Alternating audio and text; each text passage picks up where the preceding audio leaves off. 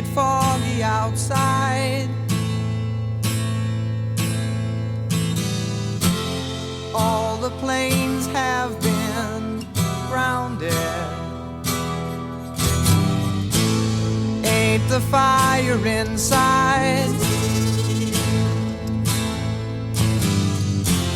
Let's all go stand around it. Funny, I've been there, and you've been here. We ain't had no time to drink that beer. Ladies and gentlemen, welcome to the Sandman podcast. I am your host, Brian W. Tosh, joined as always by our resident hack checker, Oliver Fullington. Yo. Our producer and co-host, El Hilo del Hack, Tyler Fullington. And the man whose stories got stories, the hardcore icon. He's got 99 problems, but bananas ain't one. The Sandman. Hack, how the hell is it going today? I'm not. Okay, you're... As compared to what other? As usual. Oh, okay, it's more than baseline. Yeah, I drank some liquid a little while ago. Had some pancakes with some liquid marijuana syrup on it. Okay, there you go. Pancakes, there we go. That's your baseline starting point. It is Red October. Dude, it's freaking, what's his name, won the decathlon on that as his breakfast. And Wheaties. Who? Pap, who was he? Bruce Jenner. Oh, him. Oh, Bruce Jenner. Okay. Her. Yeah, her. Caitlyn Jenner now, yes, Yeah, but okay. he ended up cutting his dick off, so we'll see where that is. Oh, did he actually go all the way through with that? We don't know. Great start to our pod. Yeah, we don't know exactly. But, Eagles at 4-0. We're starting about genitalia. So you'll be wearing a wig soon? We'll support you in any life decisions you make, Hack. Don't worry. Yeah. Hakita banana? Yeah, that's fine. Red October, we were talking before the show. Phillies postseason starts.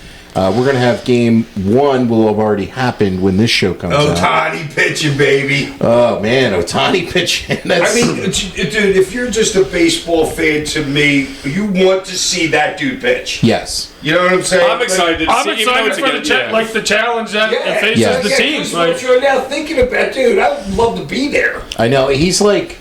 It's the crazy thing about him is he's so good. It's like Roger Clemens and Barry Bonds were one player. Like that is like kind of. That's He's a must-see guy. He is. Like me and Ty when he was younger, when the home run race was on. You had to see those guys that year. You know what I'm saying? We saw him when he came with the Angels the one year. It was like, dude, you got to go and see it, dude. No, like, he really is. He's transcended. He's the biggest star in the game, and he's such an amazing player. I mean, that homer he hit to start off game one for them the other night. It was like, okay, I mean, he's just so good. He's must see like when he's even not pitching. Right. You know what I'm saying? So like when he's on pitching and hitting fucking home runs, like, dude, it's awesome. Yeah, bring it on. I mean, we talked about this when, they made a lot of their moves in the offseason and some of the deferred money. It's like, we knew that if the Phillies are going to win, you're going to have to go through the Dodgers at some point. And here we are now. I don't know, dude. Late August or early August, maybe, the Dodgers weren't playing that well. No, they weren't, and we've managed to overcome the injuries that we've faced. Obviously, it hasn't been an ideal season for us with the lineup that we could have and the lineup that we have out there, but it's what we're going with, and, we're going to see what we got come this week. And it'll be interesting to see how Turner looks coming off the long that's the first thing I was just going to say. Turner leading coming off the hamstring, and this will be his first game back. So we'll see how. If it goes how the rest of the entire playoffs is going so far, it's pitching. You got to get guys. If there's runners on third base with less than 2 outs, you got to get those guys in. Those are important runs, and it's going to be a battle. I'm excited. Phillies Dodgers. It sucks because Philly's going to be rocking Saturday. Oh yeah. Oh my God. Yeah, it sucks because these are probably the two World Series favorites playing in the divisional round.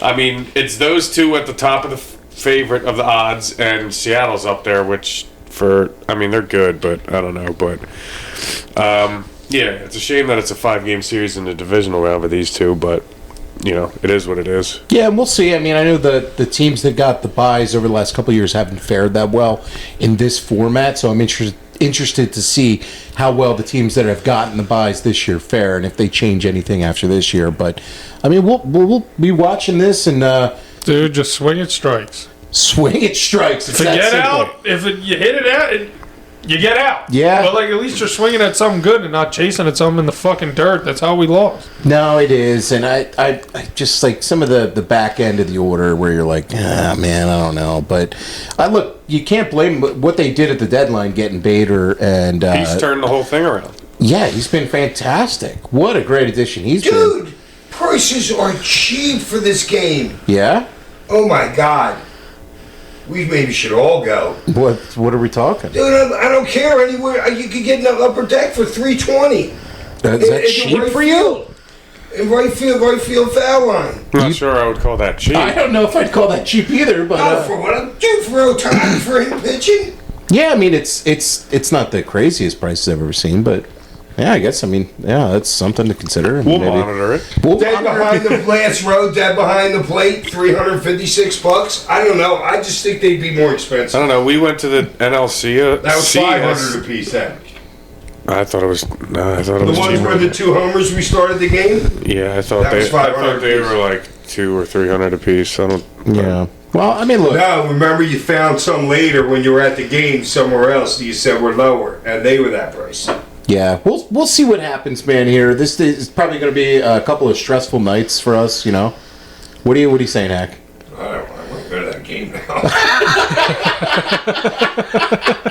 You got no It's like booking? all 3 of us. Give not you. Give, What? Yeah. give my other son a go.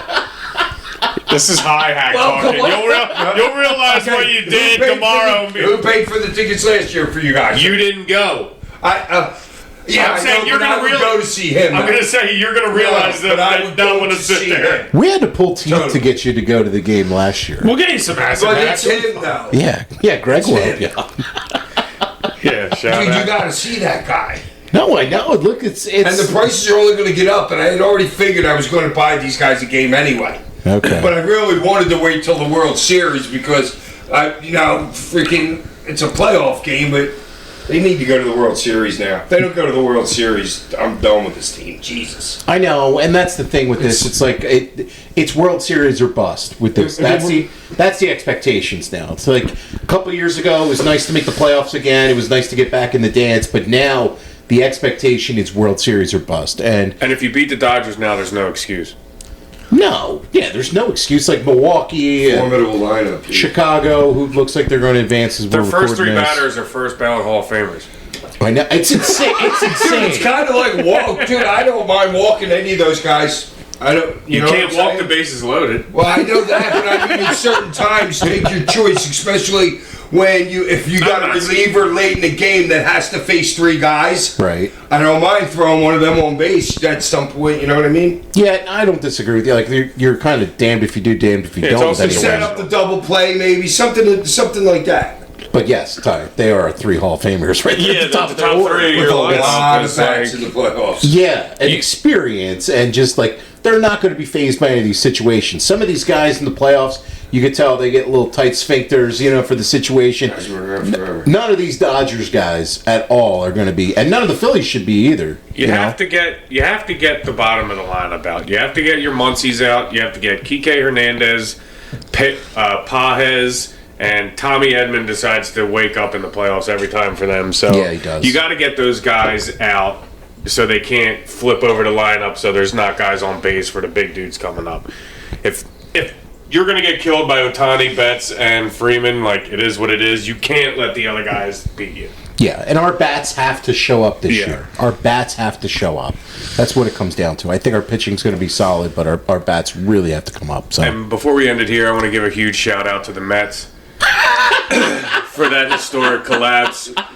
Keep doing what you're doing. You guys are awesome. mil to miss the playoff, baby. That's definitely a moral victory for us Oh, and after their last pitch season. is just getting worse. I was watching a thing about him the other day. Well- Actually, I sent a picture from the TV to my buddy who loves the Mets down in Florida. He's bumming. Well, you gotta be as a Mets fan. I mean, They had the seriously. best record in baseball in July or something, whatever, and they're cursed. I don't know. They're pretty cursed. By one of the best pitchers. He's hurt like the first month of the season. Well, it's been 40 years now since '86. Wow. If you think about it, they haven't won in 40 years, which is, it's well, kind we know how you feel. yeah, we know how you feel, Mets. I mean, It's like with our other team. I mean, well, the Phillies went from 80 to 2008. The Flyers have been, 50 years now? Flyers are going on 50 now, yeah, which is crazy. Sixers is 83. Yeah. And Wow. the Eagles hadn't won a fucking Super Bowl our Ever. entire life until 2017. Right. Now it looks good. Right. But there was a long time where, so we Yeah. get it, but you still suck. Fuck you. To our Eagles, man, another taking care of business win this past weekend down in Tampa. Pretty interesting first half where, okay, just dominant, and then kind of fell asleep a little bit and let him back in the game. And Yeah, some we things carried happened. over the Rams' second half to the Tampa It was- first half, and then It was weird. dog It's- shit after that. It's like I still haven't seen them play a complete game of. A lot of the NFL's been like that, though, also. You know what I mean? Second half and first half are totally different teams. Sometimes. Yeah, well, it's these first four games Makes the adjustments. are almost now like the new preseason. Yeah. Because guys don't have the time in the preseason that they used to. A lot of guys, don't do much in training camp, and this is the getting used to each other period. See who gets hurt, see who's able to handle some contact, and then this is where the season really starts. So we'll see what happens. Eagles play the Broncos. We're 4-0. We're 4-0. And this was everybody thought was our toughest part of the schedule. These first 5 games coming out to shoot. I mean, dude, talk about Dallas. I know Dallas isn't that great, but it's, the opening game, they're up for that game. Yeah. It's a divisional game. Everybody's watching. You're the only game on TV to open up the season. Like, you go through that game. Then you go into Kansas City, who wants revenge, obviously, and Arrowhead's a tough place to play. You beat them. Then you come back home, play the Rams, also want revenge on you for beating them from last season. Do that. Tampa Bay also want, had our number, stuff like that. And then now we're coming home to Denver, and this game's going to be tough. Denver's got a really good defensive line. They're in the tops of the league of getting pressure, and our offensive line has not looked great recently. No, so. and they're coming off a short week, though, but the line, I think, is around 3.5 is the number right Which is now. a Denver line. Which is a Denver line, and it's kind of making me go, I don't know. They're Birds tough. minus 3.5, baby. All day. Ollie has never not liked the Birds in his life. But Birds are gonna roll. we are down for the show. We're all in a local survivor pool, and the only one of us that's left now is Ty. Through 4 weeks, Fucking Packers. the fucking Packers got you two guys. San Diego, got my son. San Diego Whatever, got son. CJ, and the tie, getting a tie from the Packers, because you lose with a tie. That game went to a tie. It was like, oh god. Yeah, not me, Ty. An Yeah. equal score, I fell Ty. asleep watching that one, too. The Packers First fucked thing 2 I of did us. when I woke up. I got Back to back. I got bounced by them the week before I taking was them against lucky the I got Browns. Baltimore when they won. Yeah. The Packers kicked that field goal to go to overtime, and I passed out, and then I woke up in the morning and saw that they tied. I was like, oh, fuck, they tied. Then, like, an hour later, I'm, like, into work, and I'm like, oh, shit, they tied. I was like, Hack's fucking out. I was like, oh, that fucking sucks. Yeah, so we'll keep you posted with Hack's picks as 80 well as. points in I'm that taking game. my- I'm That's taking- just ridiculous. I'm taking my bye this week in the Survivor pool so I can You'll live to see survive. another day. You'll live to see another day. So that's the NFL. This week on the show, we watched and are covering WWF In Your House Mind Games 1996. This was a show from the brand new Core States the Core States Center, was it called? Yes. The Core States Center at the time. The Spectrum. It's not the Spectrum. The Spectrum is next to It's it. a totally different It's not building. the Spectrum. Spectrum, it's the building that's still there right now. It's had a million names in the time that it's been here over the last 30 years. Core State. Was it Core States? Yeah, it was the Got a Core new name States. this year. It's got a new name this year. It's had a bunch of names. First but, Union Center, Wachovia Center. Yeah, West it Fargo. It's the Xfinity Yep. Mobile Arena. It's So Xfinity Live changed to stateside live. Stateside Live, and then the building went to Xfinity Mobile Arena, and there's also a live casino right down the street. So there's a huge fucking confusion, I'm sure, going on everywhere. Yeah, I'll still call it Xfinity Live the rest of my life. I'm Same. sure. It's like Twitter. Yeah. I'm never gonna And not. you work at Barnaby's. To me, that's just the way it is. You know what I'm saying? It's just. No, the Soul Mill. You call it. Yeah. Yeah. You botched. You botched your got own it right. You actually got And it you popped. It's even worse. We do a lot of improv here. I'm supposed to botch shit. You are. Are you That's part classically of, trained? that's part of your charm. But this show, the reason we're covering this one, obviously, is the opening segment. On the call of this show is Vince McMahon, Jim Ross, and Mr. Perfect. I knew before the show, Ty, you were like, I forgot Mr. Perfect was even on the call for this because he didn't get a lot in. Yeah, it was strange. And Vince is an announcer. When you watch some of these shows, is Vince. The only reison I think he was there was because he was hurt. And you know what I'm saying? He was making a lot of money. He had Mr. Perfect. A little side note on Mr. Perfect.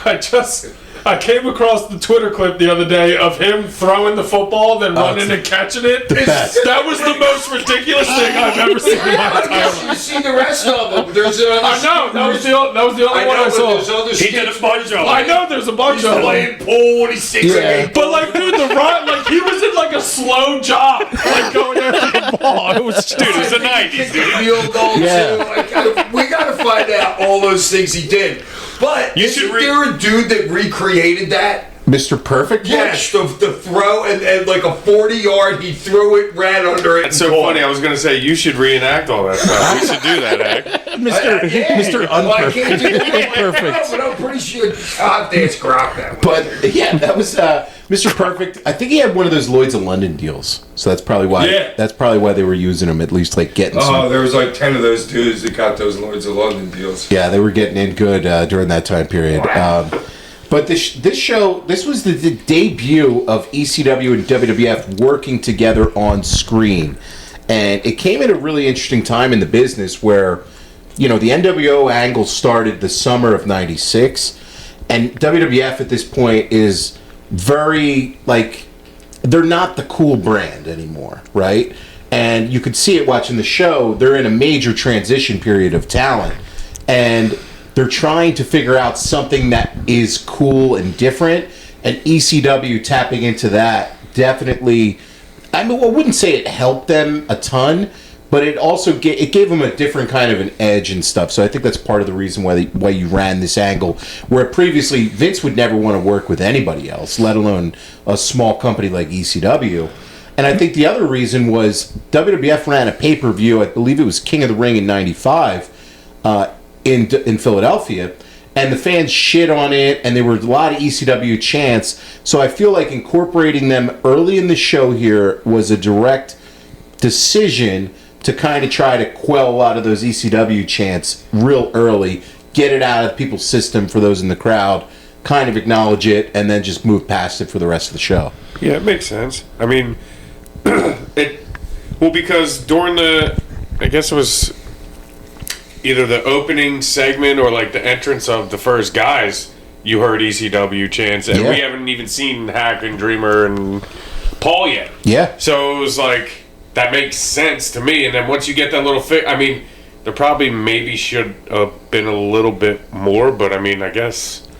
Well, I think It's like the 90s too, so like I'm like trying to think in that realm of. Well, like to Tasha's point, he's saying you kind of want to use ECW to get like the eyes on and be like, oh, well, this is something cool.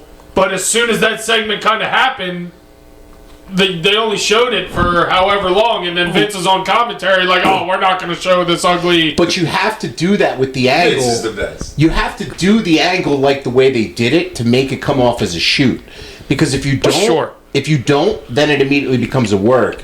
Now, I will say, like, Bradshaw didn't punch me in the face. It's a work. no, right? Yes, yes. You know what I'm saying? Yes. The Bradshaw would have beaten the Well, shit out I of mean, the fans don't. But you know, to create fan buzz, at least you I can't. guess back in those days, the fans would have never. yeah. So I got to and ask you, had a Hack. computer in our pocket. I know you probably don't remember, but what do you remember of setting up of this angle?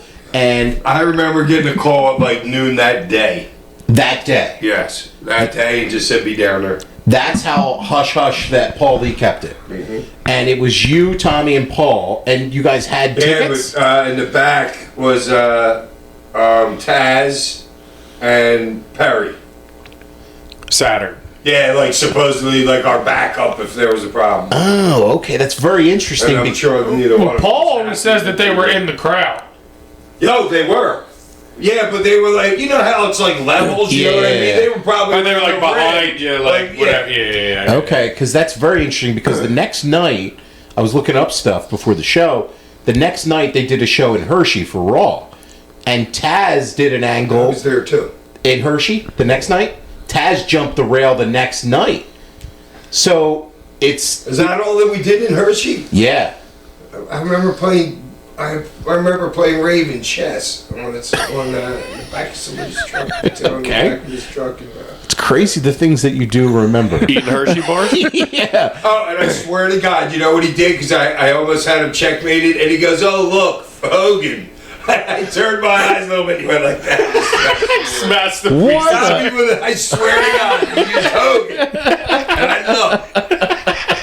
That's Oh, we great. used to play Stratego. You ever play that game where you roll? The game lasts for like can last for like 8 years No. if you want to. Yeah, That's he's a awesome. cheap man too. So, I'm sure you never did. I was at his house at 10th and South, overlooking South Street. It was a great spot.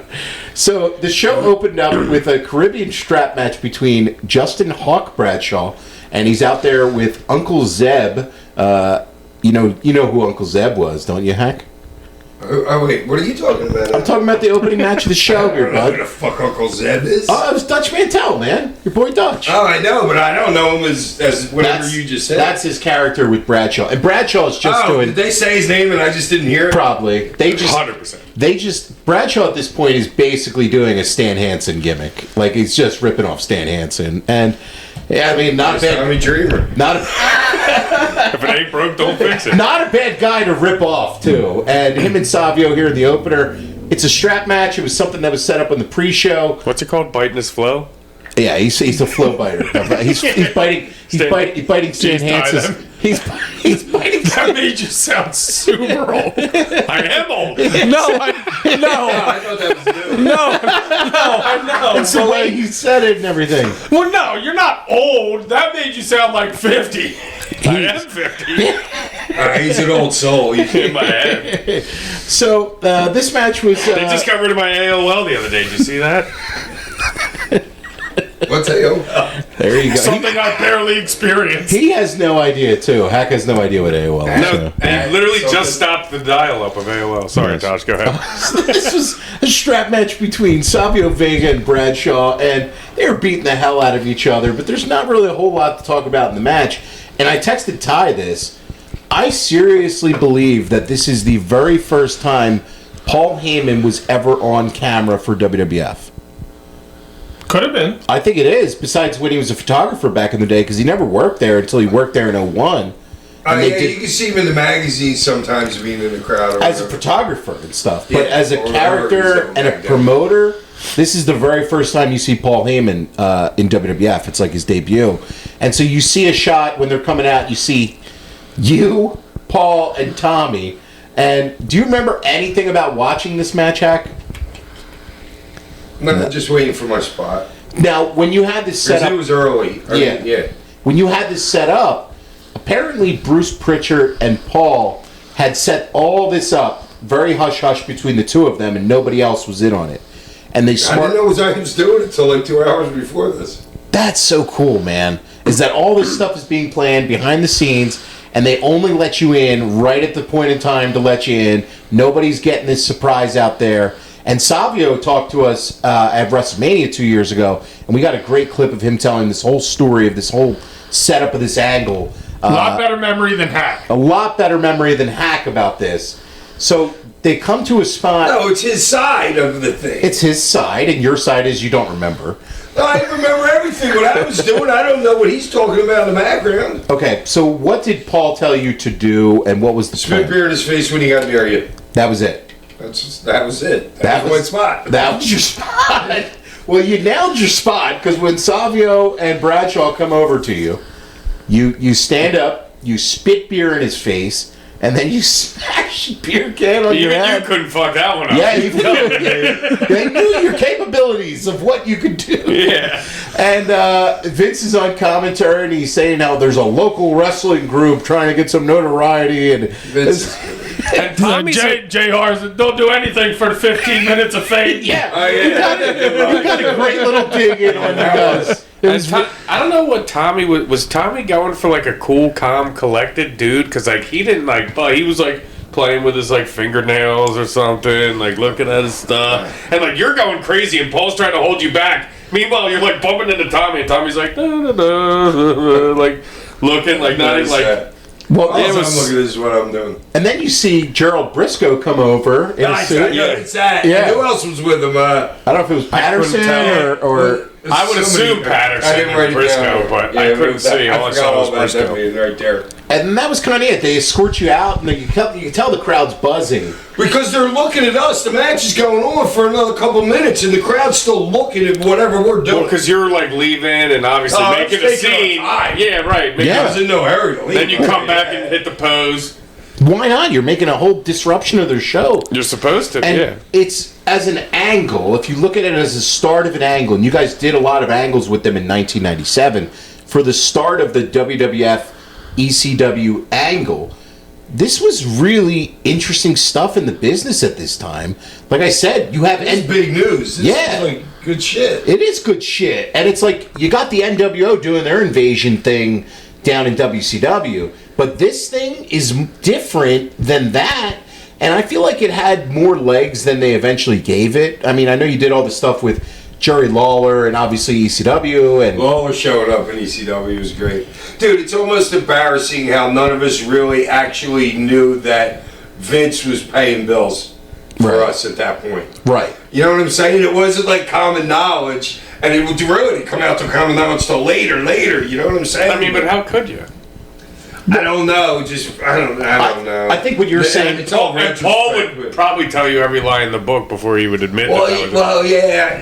yeah, no, me and Vince are Yeah, working that can't together. be We're the doing only this one. great thing. You know what I'm saying? I can't be the only one that was duped. It's easy to dupe me because I usually don't pay attention. I'm like, yeah.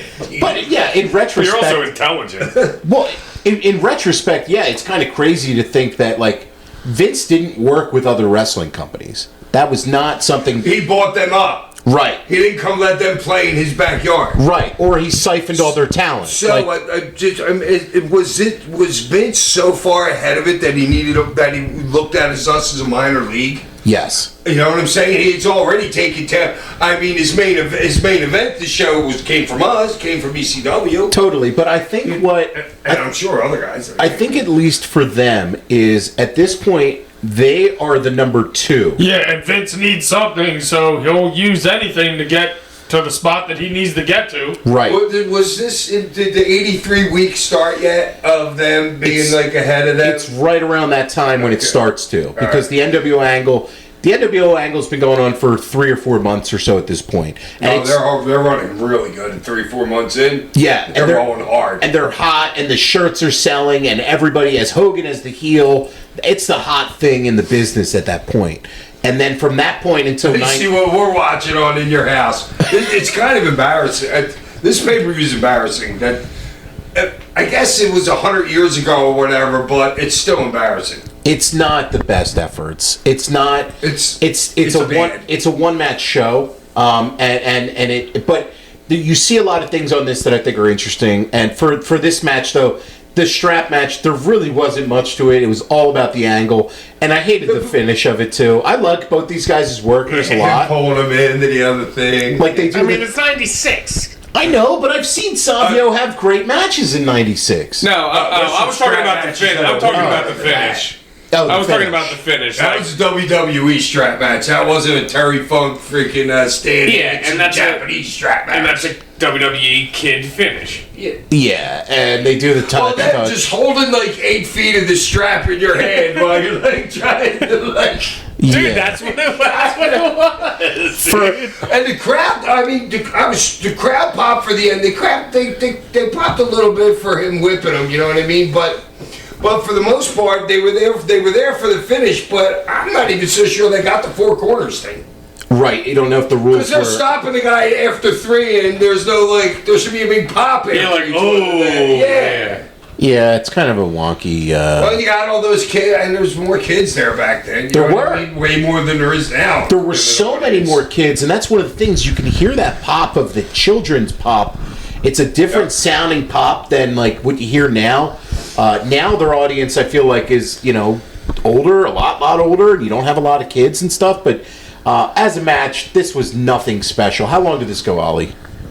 7 minutes. 7 minutes. Wow, and, it felt like 100. Yeah. I said 12, Yeah. 14. It felt like longer than 7. Yeah, I mean they were laying in some shots, and you had the cool angle, but as a match, this was nothing memorable. It's all about the angle of the match, and the angle's cool. It's kind of historic.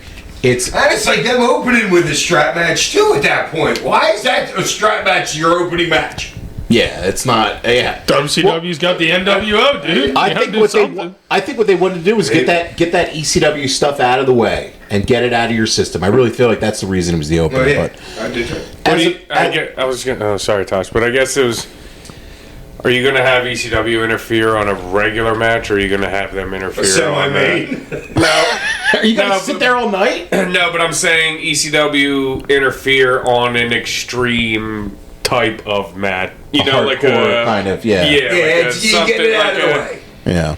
Yeah. As a match, though, I this is a 1-star. for me. Okay, but hold on here. Are we giving it 96 rank? Like how was it for a 96 strap match? Are we composed? No, there's no curve. I'm going regular system.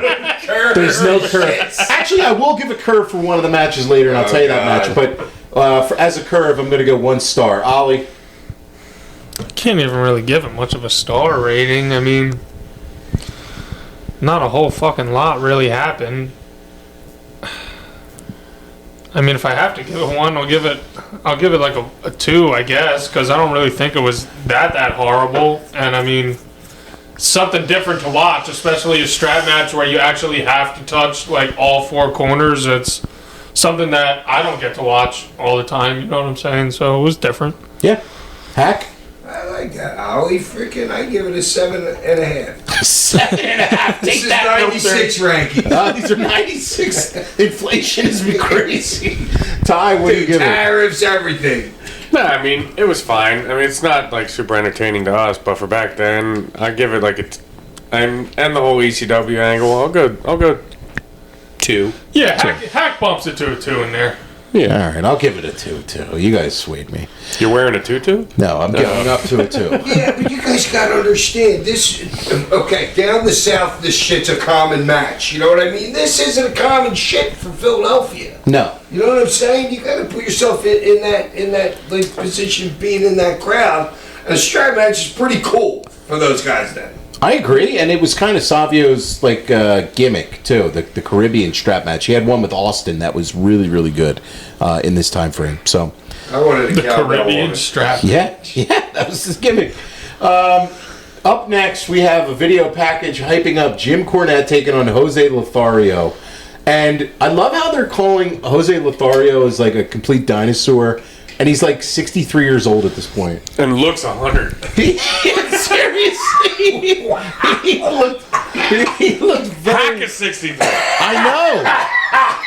And he's lived a hard life. He does not look as old as Jose Lothario did back in 96. Oh, that Savio video, I look old as shit. I'm sure he throws a better punch than Hack does now, but Jose Lothario? Yeah. Wow. Jose Lothario was... A better punch than me, dude. Dude, he was You quite... know, you ain't at no Hall of Fame. He was quite the legend in his day, man. Oh, I know that. Yeah. no, I was talking about the I'm one of the Cornette best match. punchers in the business. Oh, you're talking the Cornette match. Yeah. Oh, man. Jeez. Oh, God. So, Good shit. in the Cornette and Lothario, like, Cornette comes out and he does some pre-match mic work, and he's rocking... I don't even know how to describe his outfit. It's like Cornette having a wrestling match outfit. It's the It's weirdest... like a Michelin man under his pants, though. Was they stuff with, like, towels? I have no He idea. had some weird like spandex. Yeah, it's so- It was great, though. It was great in the sense of this is wrestling and this guy's going to get his comeuppance. You know it. But it was, No, some of his jokes were fucking great. There was something, How old he was? By Jim, no history. Oh yeah, you were so old. Your social security number's one. You didn't have history class because you are history. Just so stupid. Do you know what Geritol is?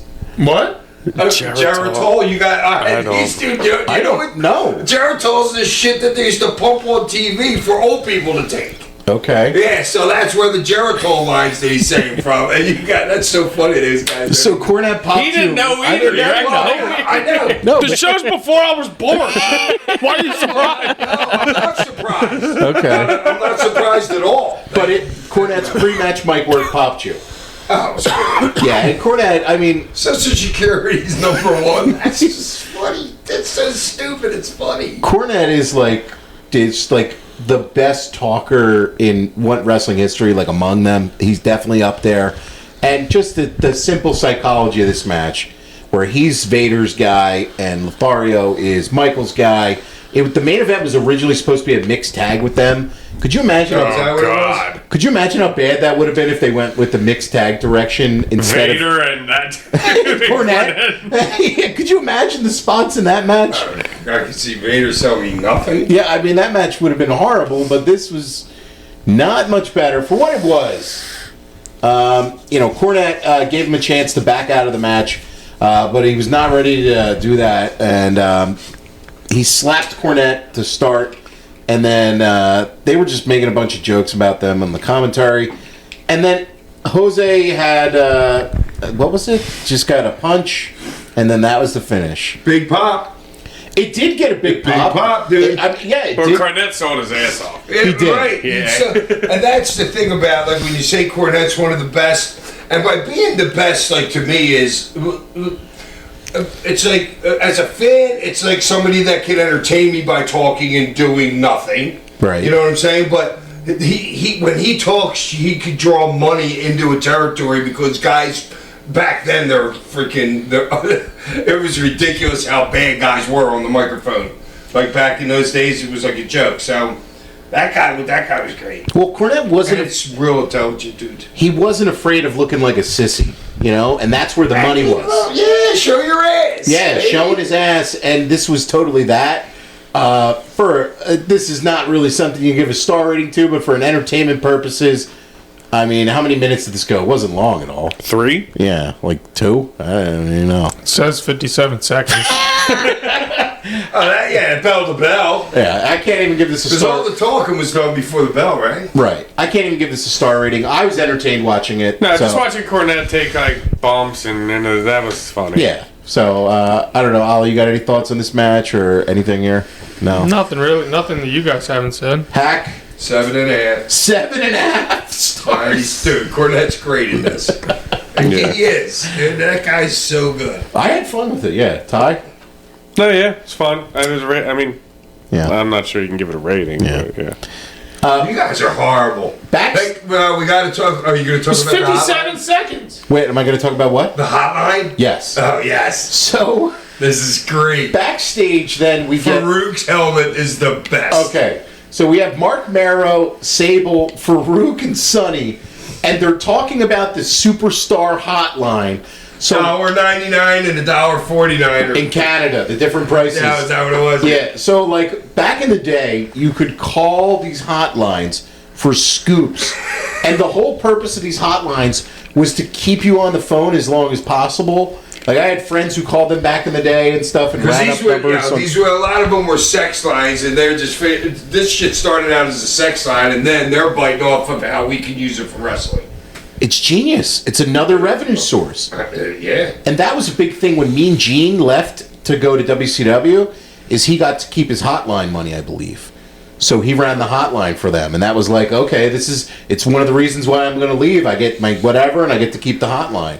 And that's like, it's just another way for them to get some money from you and get some fan interest. Fucking insane. No, it's nuts. I could never imagine. Farouk's helmet just makes the whole thing like insane. I love that. That helmet is hilarious. So you have a lot of guys. You know he had to hate it. I can't wait till I see him again. I gotta ask him about that helmet. Oh God, he definitely didn't I'll like take this it. gimmick. He definitely did not like the gimmick. But like these are some of the new talents that you're bringing in here for the new generation, right? You just lost Kevin Nash and Scott Hall. They go to WCW. You have Mark Marrow coming in with Sable, and you got Farouk coming in. You got Mankind. You got Steve Austin. You're trying different things now. You're trying to find your talents that are going to take you to the next level. And some of these gimmicks clearly weren't it for the talent. Because, I mean, why the fuck is Farouk now? Well, he was a football player, and I could see Vince being like, "Oh yeah, football player, put a helmet on him." I could see that totally. I mean, I guess, but it was like a gladiator kind of gimmick that he had. It was great. Up next, you had Brian Pillman come out, and he was another one of those new talents that were in the company. And it's a real damn shame that he suffered so many injuries. He had a number of surgeries. And he was nuts. He was dead nuts. But that dead nuts could have drawn some money, man. Oh yeah, what are you kidding me? Like he's money. If he was able to, Big money. If he didn't have some of the demons, and if he wasn't injured, because he got in a really bad Humvee accident, and it destroyed his ankle, and he had multiple ankle surgeries, and then from that he started abusing pills, and that's But he was like a huge baby. Well, not huge. He was a upper middle card baby. Like an enhancement talent for somebody that they wanted to push to like the heavyweight championship. But he was over huge as a baby when he was younger until that accident. Yeah, and he was a really good heel worker. Him and Steve Austin, the Hollywood Blondes as a tag team, were a great tag team. And he could really, really go back in the day. Yeah, he could. And when at this point, he worked his way out of the WCW contract. He did the stuff with ECW. And then his goal was to get a giant contract. And the goal behind that was, if you give me a giant contract, you're going to push me to the top because you're paying me a lot. And that's going to be the way that I get to the top of the card with my size, is getting a giant contract. Wow, because he certainly was small. He certainly was small, but if he was somebody who was able to wait a couple of years in the business, when the business did get a little bit smaller, and he could still go... Like, could you imagine him working with, like, Kurt Angle and Jericho and Benoit and all those guys when the business changed in the 2000s?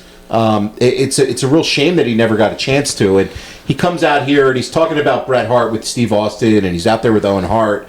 And basically they're building up to the Bret Hart and Austin match, which takes place at Survivor Series 96 in a couple months. I thought it was a decent promo, and Austin had his great line. He said, "You want my estimation of what he word with the Hitman is you put an S in front of Hitman." And that's that was good. That was a great line. Crowd popped. And Austin, I actually have as a note that line. Yeah. It's a great line, Yeah. and it's like Austin at this point was starting to have some teeth to him as a character. Yeah, he's still not like him yet, but he's on his way. He's on his way, Yeah. and this is after King of the Ring '96 when he won, and he's starting to have that, like I said, some teeth as a character and some intensity. He's not there yet. He's not on the show. Well, that's where he first pulled out Austin 316, Yes. just whooped your ass Yep. or whatever. Yeah, and it's like, Off okay, the top of his head. he's got more edge. and that made his Wow.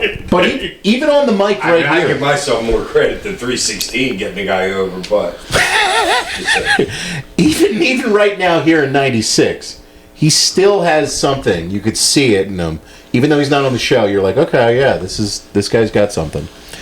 Up next on the show was the WWF Tag Team title match between the Smoking Guns and Davey Boy Smith and Owen Hart. And the one thing I noticed watching this match is I can't remember a match where Billy Gunn looked leaner. He was lean. Dude, he is his fucking younger son's twin Yeah. in this fucking match. He really is. He is. Like, he's tall and lanky, and we're used to jacked up, like, bodybuilder Billy Gunn. And he's probably It's like, the thinnest I've ever seen him. Maybe earlier in his Because even career. when he was with Road Dogg, he was thick.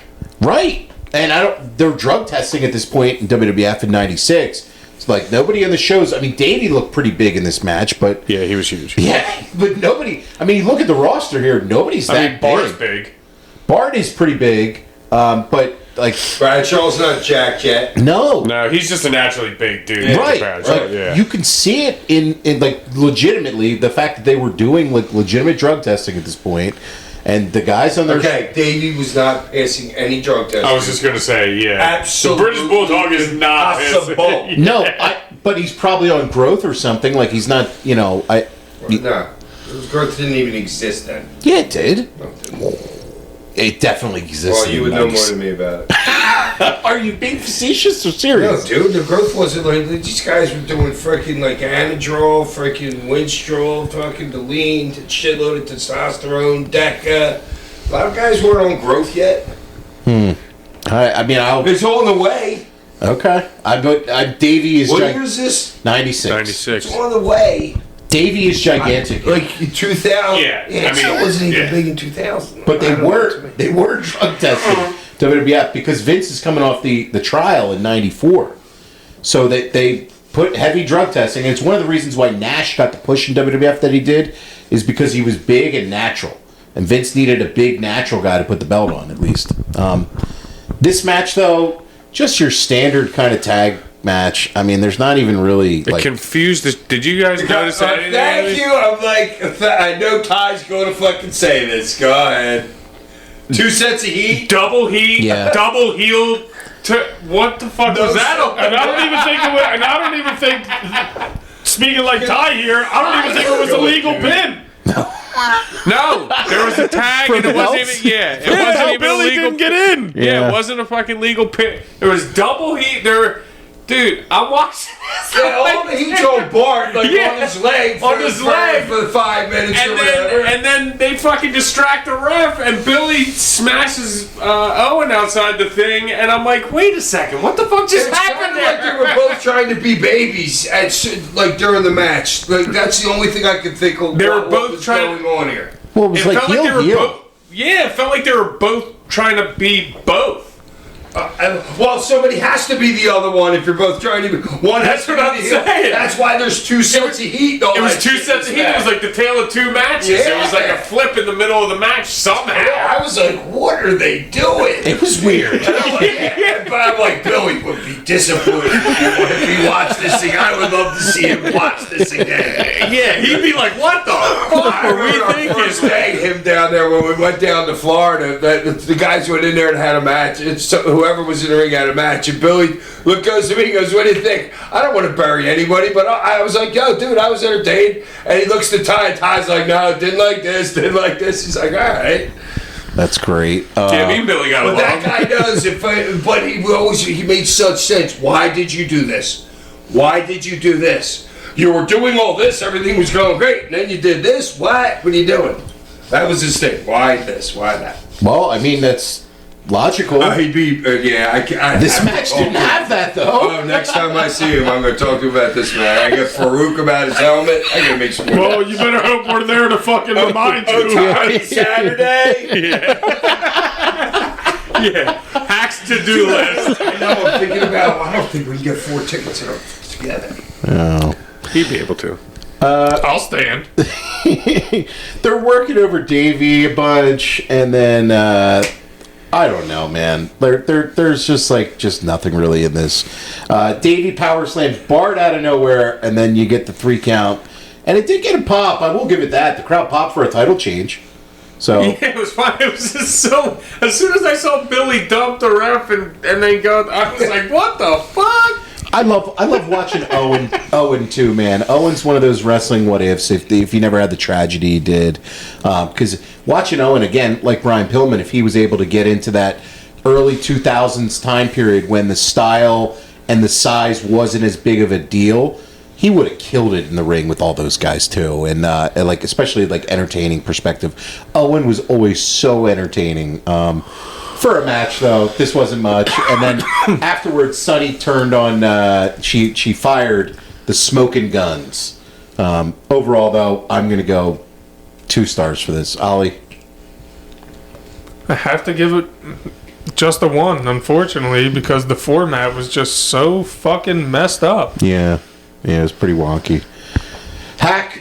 7.5. A lot of talent in that ring. I got nothing against the talent-wise part, but Greatest match ever. it's Omega Okada. It's right up there for as far as you're concerned. Easy. It's high. Easy Ty. It's 96 ratings. I honestly, it's 4 fucking really good athletes in the ring. It just the structure fucked me up. Those heel is tough. Yeah, and double. Yeah, I'll go. Heel doesn't work unless you're doing like a turn in the mat, like Right. somebody's turning baby in the match. Well, that's what I Yeah, hate. right. You can't just pull a heel move out the ass like out of nowhere. No. like distract the ref and beat the dude up behind him, and it's like, wait, well, why are you doing that? I like even the post match when Sonny turned on them to leave them, so she's still the heel. So then they're supposed to be a face because their heel manager left them. Yeah, I don't even respect. That's what I was thinking of the booking where I'm like, wait a minute. If these two guys are no longer going to be with Sonny, who's a heel manager, they should have turned on her, and she should have done something to cost them the match. And then that would make sense as they leave as faces or something. Yeah, right. Instead, they look like chumps chasing after her in the aisle. You're like, oh, come back. Come back. Yeah, and she's the heel. Right. I did hate Billy looking like a chump chasing her. They look like chumps. Why wasn't she with Skip? Oh, he was gone by this point, I believe. Where was he? Well, I think he's back in ECW at this point. Oh. I really hope you see Billy so you can implore him to watch this fucking match back so we can get his feedback. Yo, Billy, in your house, my game, Yeah, 96. What the fuck was that? Dog shit. Smack, smack, smack, smack, smack. I think somebody help me. Scissor me, daddy. That's funny. I got it. I can see the look on his face, me just walking up to him and saying, I got a good scissor. That's so funny.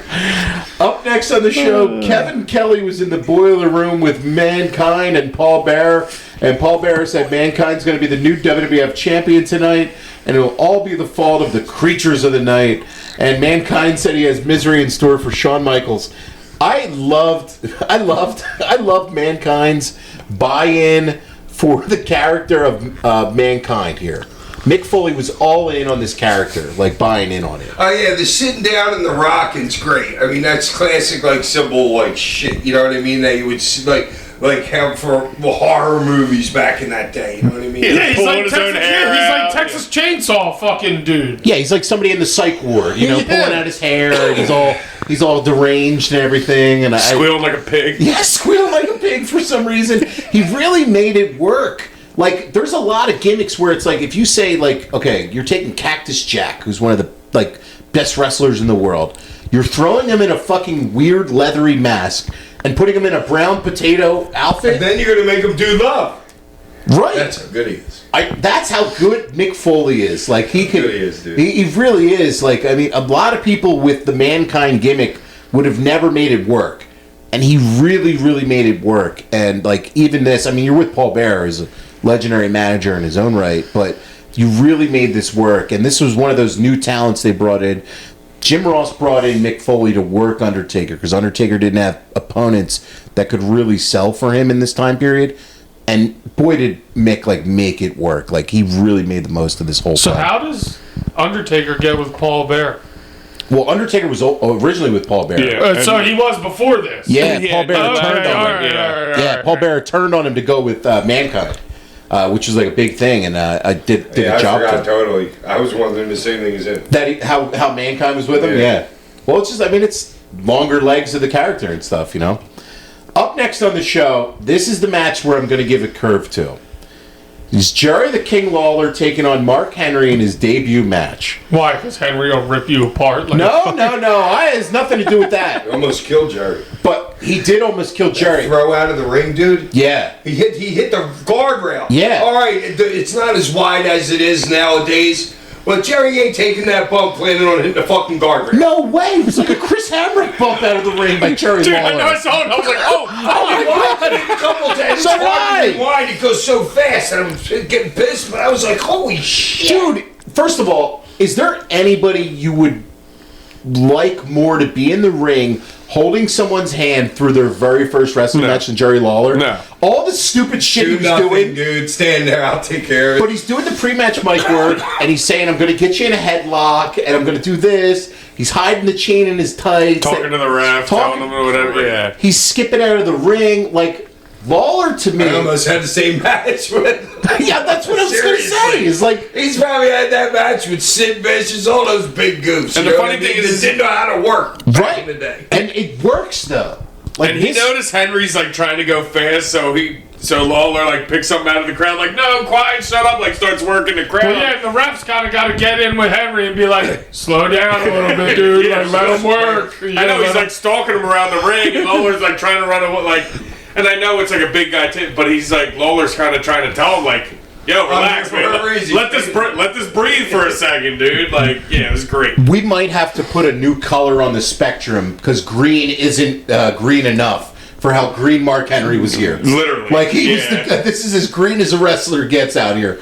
And the gimmick that they were giving him as like this Olympic power lifter, coming out with the American stuff, it was just. And showing him with the Liberty Bell beforehand. Yeah, he's doing tourist stuff. I know, they have him in kind of like a almost borderline like superhero kind of like look with like the way his like, and it's like Captain you should America. I know, but like you should have just went more like solid like red, white, and blue if that's what you were going for. I get it because he's an Olympian and all, but like it was miscast, it was bad, and it took Henry a long time. I would say like 5 or 6 years from now until he finally got it. And you know, he went down to OVW a bunch. And I'd love to hear what Mark thinks about this match. Well, it's his very first match. I mean, I don't like for what it was, for what you accomplished. I mean, you did get a pop at the end of it. But there wasn't anything in terms of bumping, selling. I mean, nothing. He took a couple bumps. Lawler did. I mean, the one out of the ring, yes, which wasn't his choice. Which was a car crash. Which wasn't his I mean, even was, dude. even at the end when he gets in And his it's not like there's any look on his face like he's pushing hard. It looks like he's not even pushing him. no, and I believe Could it it have was, been Lawler doing that himself? I don't know. Give me an example. I just thought about this. Dude, I mean, naked eye, it didn't look like he tossed him, but I also know he's strong as fuck. So and Lawler, I don't think, but it's like Lawler would do this thing. Like if you were outside and you tossed him into the ring, other people barely roll in onto the other side of the rope. I threw Lawler in, and he'd roll all the way into the middle. Like I really threw him, and he'd like roll a couple more. You know what I'm saying? So I don't know. Maybe Lawler. you think maybe Lawler was selling to get that? Because dude, I rewatched the call, and it just doesn't look like Mark's doing nothing. But he's picked me up by the back of my pants and lifted me over the top rope, so I know how strong to do this. Dude, that's fucking absurd. I can't like. Yeah, dude. Literally picked you up like a toddler, like you were in troubled toddler. Like just That video. The other thing about this too is when he gets him in the back breaker kind of thing for the finish. it looks sloppy as fuck. It looks but- horrible. But then when he drops him, I was like, oh no, he's gonna kill Lawler here. I'm putting him down. Like it was just all of this was so weird. Yeah. But for a very first match for Jerry Lawler, this is the one I'm going to give a curve on. I'll go 2 stars with very first match curve. Only because Lawler, I love the shit with like, he gets the heat. He only gets a little bit of heat, and it's when he takes out the weapon on his hand. Yeah. This is the only point in the match, and he quickly puts it back into the tights. He gets a couple punches on Henry with the chain, but that's it for heat for him. I'll go 2 on it. Ollie? I'll give it a 2 because Lawler's fantastic. Yeah. Hack? 7.5. 7? It's 1996, dude. Lawler's God. He is absolutely. That dude taught so many guys. You have no idea how many guys. Everybody went through that territory, and Jerry taught them all. Is there anybody you think that could be a better opponent for somebody's first match? Well, there's me.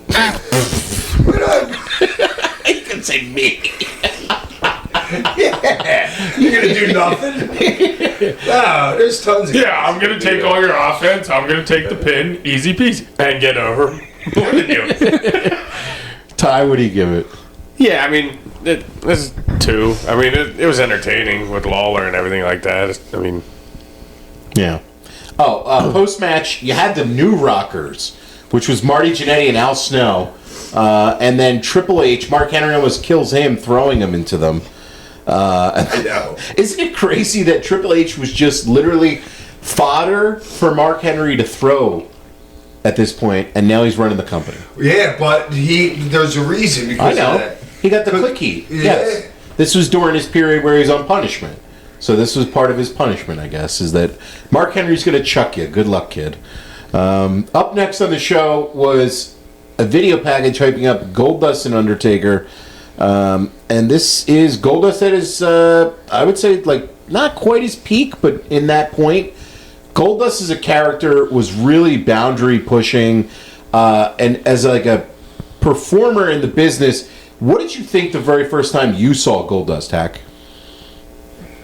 I can't remember really. You can't I just remember? know he was over freaking like God. He was super over with this gimmick, and I mean, you're really like, you're pushing. This is like, Goldust is like the start of the I Attitude mean, Era. nobody wrote that for him, man. That's just him feeling it.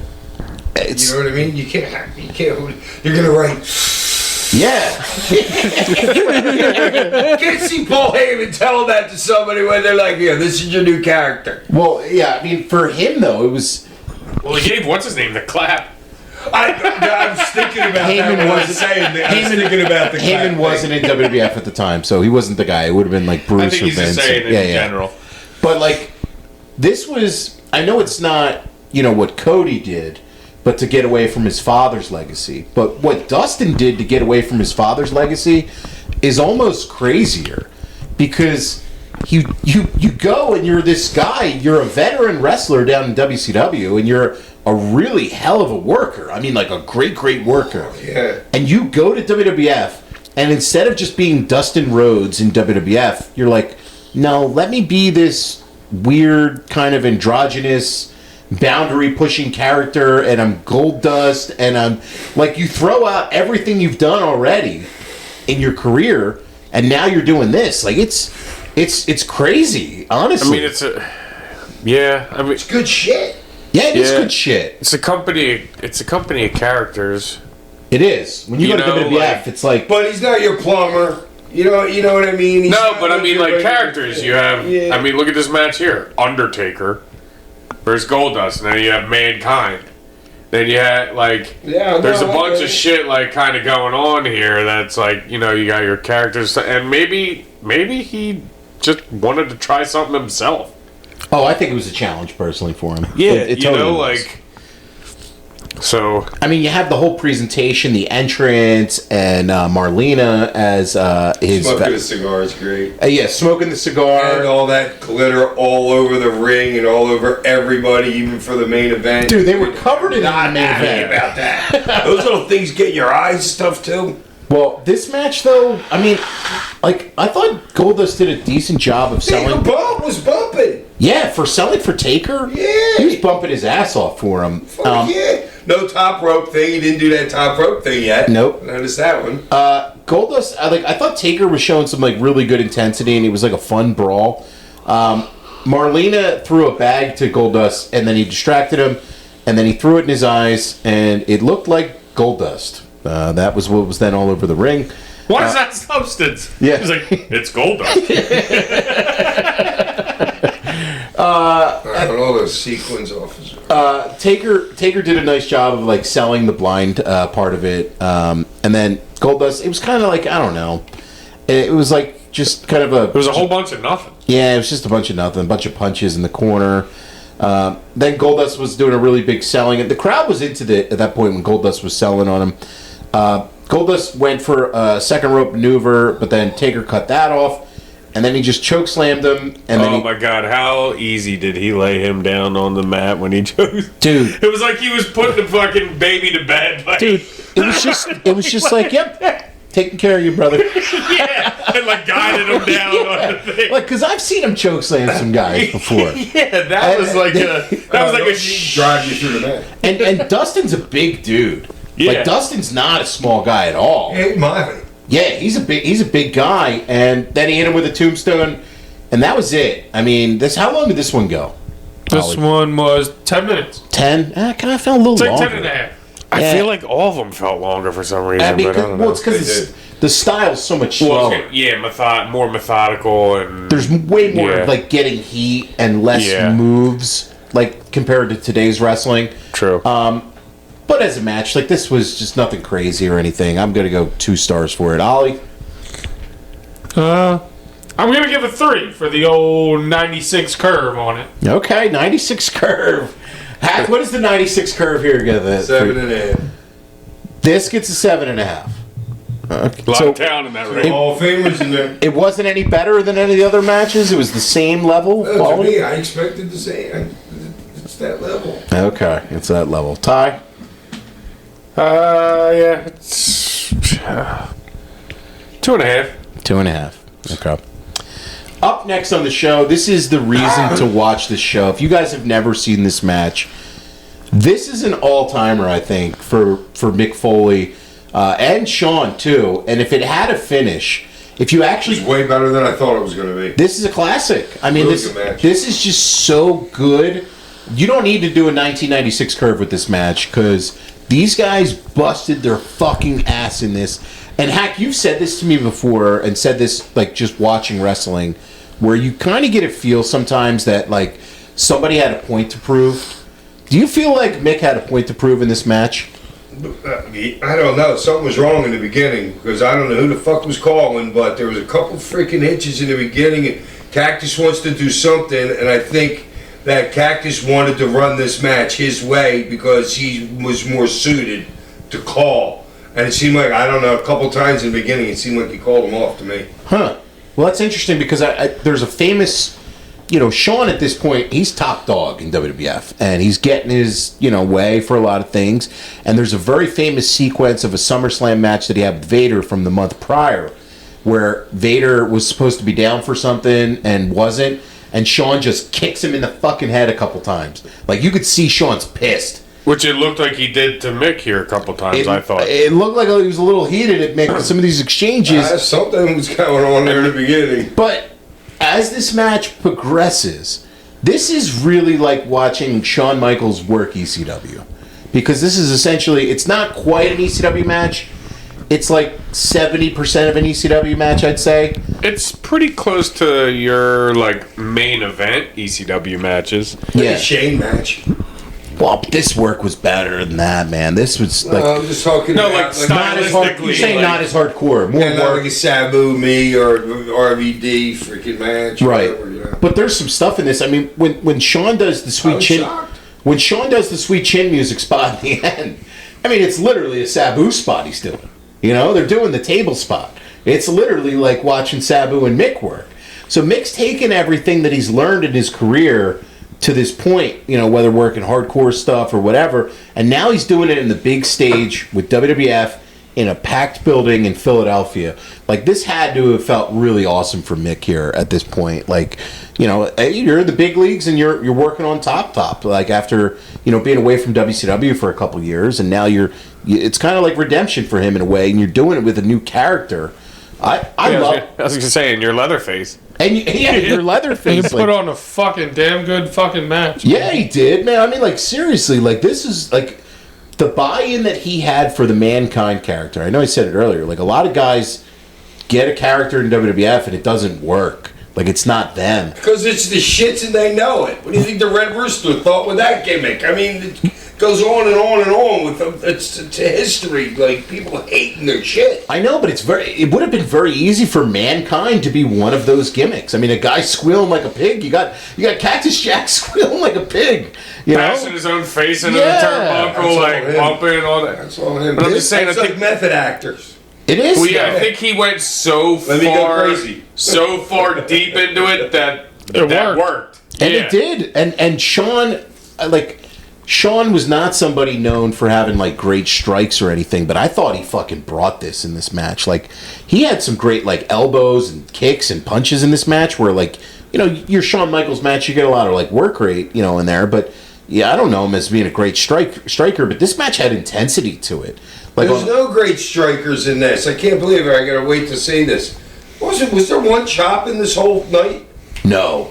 Yeah. Not one forearm that if dude. Well, Shawn was doing forearms in the main event to him. Yeah, but that's it. Yeah, no. Yeah, that's why I went. I'm like, God damn, we ain't seen a fucking chop this whole thing. No, it's different It's wrestling. just like you say, it's a different style. But also too, Cactus is the kind of guy to lay it into me too. You know what I mean? You know what I'm saying? And I don't know if Sean wants to kick his head off, but Cactus doesn't mind being getting stiffed. There was some stuff in this too, man, where like Shawn was working over his leg, and then a couple corkscrews, and then the one with his leg on the outside, and he corkscrewed him in. That was good shit. And then he starts jabbing it with like a pencil. Yeah, I don't know what that. When the camera was too close, that was the problem. But it was a great spot. Yeah, like, it would have been look better if the camera wasn't like right on his leg as he's going to the side of it. I love that. And then there was also like, dude, the spot where he does the cactus hangman spot through the ropes, where he gets. Dude, that spot still just fucks with me. I know, but it's like I ain't doing that spot. But it's a Foley standard. I mean, he literally lost his ear on it in Germany. I was saying to Ty before we started. And then while he's in the hangman spot, he's got the mandible claw on Sean. That's great. Yeah, shit. while his neck's fucking Like, tied up. Great Yeah. shit. That's like so great. As a monster, even if I'm down, I'm not down, and I love that. I was like, oh man, that's fucking great. They do some really good stuff on the outside of the ring too, where like he pulls the announcer table all the way over, so you set that up early. He Been throws. there for a while. It was there for a while. You throw the chairs in the ring that pay off into the super kick spot in the corner. The later. ref puts the chair right in the corner where he needs it to be as soon as it goes in. Perfect, Yeah. right? And Foley on the He's like, outside. yeah, I'm not going to throw it outside the ring and get rid of it. I'm just going to No. put it underneath this fucking corner for later, yeah. Foley on the outside does that spot where Michaels is like facing, he's laying back on the steps, and he does the running full speed spot on him, nailing his leg right on the steps. And when he gets backdropped, his ankle hit Yeah. the top Suplex. step. Yeah, Dude, like, how did you not break your ankle there? And he got dropped to hold his face on there. So like, That one's easy. Well, the three But spots- the ankle one, I'm like, dude, there's no way to Yeah. fake you it. can't break his freaking leg there. Yeah, they do a bunch of stuff too where with I'm ready to call in that spot. Mankind taking over on offense.